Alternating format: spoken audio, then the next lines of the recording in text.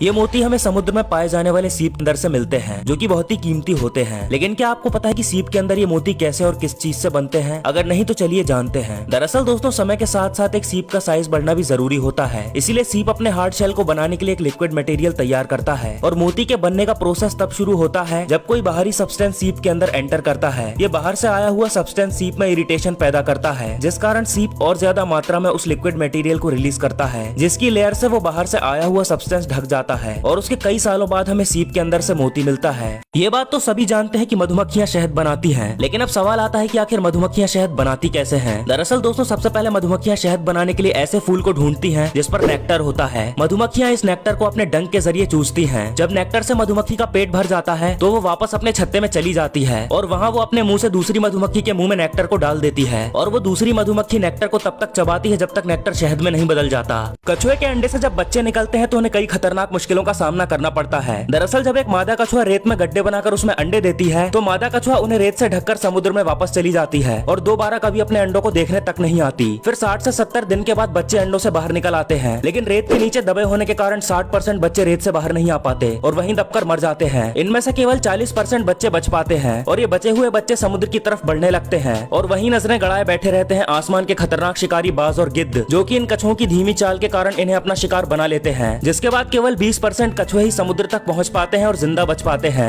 दोस्तों, पालतू घोड़े के खुर तो हम काट देते हैं, लेकिन क्या आपने कभी सोचा है कि आखिर जंगली घोड़े के खुर कौन काटता है? क्योंकि अगर घोड़े के खुर नहीं काटे गए तो ये इतने बड़े हो जाते हैं कि घोड़े के लिए सीधा खड़ा होना भी काफी मुश्किल हो जाता है। दरअसल जंगली घोड़े हर सतह पर चलते और दौड़ते रहते हैं और ये एक दिन में करीब 25 से 80 किलोमीटर तक चल लेते हैं, इसीलिए इनके एक्स्ट्रा खुर लगातार अपने आप घिसते रहते हैं। दोस्तों, ये बात तो सभी जानते हैं कि मुर्गी के अंडे से मुर्गी का बच्चा निकलता है, लेकिन अगर कोई अंडा गलती से फूट जाए तो क्या उस फूटे हुए अंडे से फिर से मुर्गी का बच्चा बनाया जा सकता है? देखिए, जब मुर्गी अंडे को सेती है तो वो अंडे का टेम्परेचर बढ़ा देती है, जिससे अंडे के दोनों पार्ट्स चूजे में कन्वर्ट हो जाते हैं और जब एक अंडे को फोड़कर ग्लास में डाल के उसे 40 डिग्री टेम्परेचर तक ले जाते हैं तो करीब 2 से 4 दिनों में चूजे का ब्लड वेसल बन जाता है और अगले 21 दिन में फूटे हुए अंडे से चूजा बनकर तैयार हो जाता है। यह है स्नेक नेक टर्टल, जो कि नॉर्मल टर्टल्स के मुकाबले काफी अलग नजर आते हैं क्योंकि इनकी गर्दन बहुत लंबी होती है जो देखने में सांप के जैसी लगती है, इसीलिए इन्हें स्नेक नेक टर्टल कहा जाता है। वैसे क्या आपने कभी कछुए को छुआ है? कमेंट करके जरूर बताना।